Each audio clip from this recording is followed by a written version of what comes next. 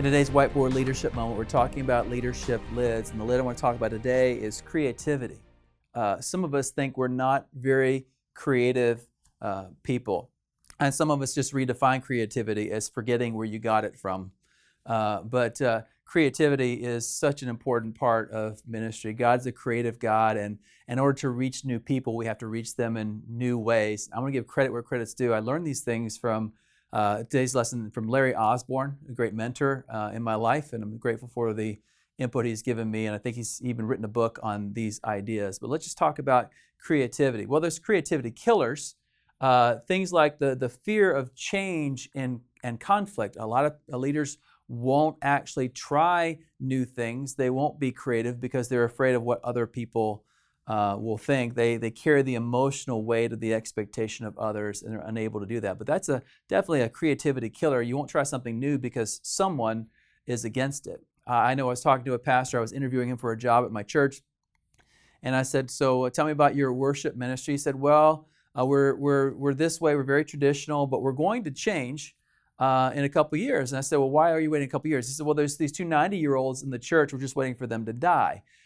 That is not a good reason to make a change. That's a fear of conflict, and it's killing the innovation of the church, and the church is losing ground in the community because of a few people that you're concerned about what they think. Then there's the not invented here idea. We have this idea that God gives us everything we need for the church, and that's true, but not when it comes to creativity. Very often you have to go outside your organization to find creative things. There's a pride in the idea that it's homegrown, that it's grassroots, and sometimes that is great, but other times we need help from those people around us who are ahead of us. There's always someone who's ahead of us in something, and if we have a not invented here mentality, we'll never actually go to the place we want to get to.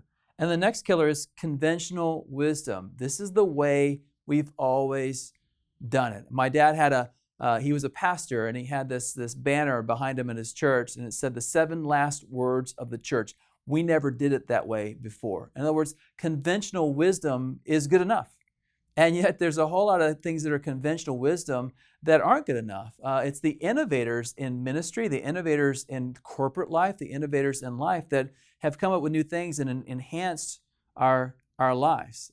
We didn't have cell phones 20 years ago. We didn't have the internet 30 years ago.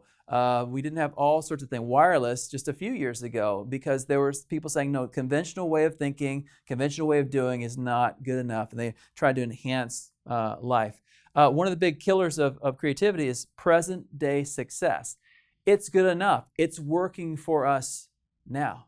And then the challenge is that in the learning curve, typically there's this point where the things that work today just aren't working as well as they used to, and there's this slippery slope down into irrelevance, down into ineffectiveness that we just don't want to be on. So be careful that your present day success doesn't keep you from finding others who are ramping up to success and learning from them and what they're doing. And then finally, there's dysfunctional team dynamics. A lot of times in our creative meetings, the first to speak sets the tone for everybody else. And if the first one is the leader, then no one else is going to be creative because they don't want to go against the leader because they have this fear of conflict. And so just the first to speak syndrome, just make sure if you're the leader, make sure you're not the first to speak. Let outsiders speak. Let those who aren't used to the status quo, who don't know the conventional wisdom, let them speak first and see what happens. And then there's groupthink.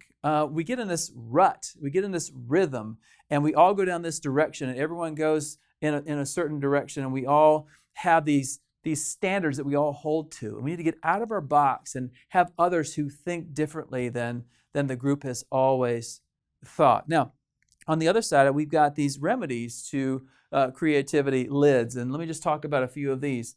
The first is to go outside your circles. There's probably a group of people inside the church, inside the community, inside your denomination or affiliation or movement that you always go to. They are your go-to people.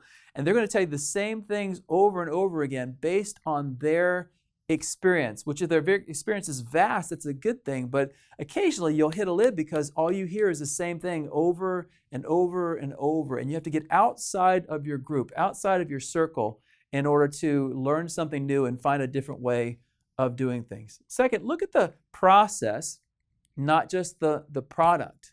I know a group that was trying to figure out how to transition things better, and it was a church group, and instead of actually just looking at other churches, they went to a NASCAR event, and they learned from a pit crew on how to organize things, how to transition things, and they learned so much from car specialists that they've never gotten from ministry specialists. And it was just, look at the process. Are we trying to make change? Are we trying to create innovation? Are we trying to create order? And find the hotel industry is great in guest services.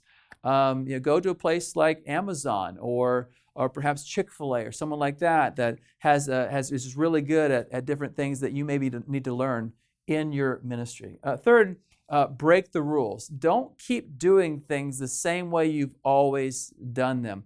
Creativity doesn't happen in a rut. If you go up to the Yukon, you'll find a road that has a rut, and it says choose your rut wisely because you'll be in it for the next 800 miles. All right. So make sure that you break the rules every once in a while. We talked about this in another whiteboard where invite different people to the meeting. Just because they have position doesn't mean they have creativity, and you got to figure out how to do that. Invite people from outside the church to speak into it. I know that sometimes when it came to our church, we would have what we call secret shoppers who came in and they walked through the guest experience, and then they would communicate to us how their experience was. And we learned from people who'd never been to the church before how outside eyes see differently than inside eyes. And then finally, just make sure that you plan in pencil. That this is it's a first draft, not a final way of doing things. Make sure that you're thinking about it. You're making mid-course corrections. You're trying things. You're experimenting. And you're trusting God in the creativity that He gives you as you pray, as you talk, as you evaluate, as you innovate. I just know that God's going to give you what you need to be more creative in your ministry. This has been a Converge Whiteboard Leadership Moment. To learn more about Converge or to join us, check out converge.org.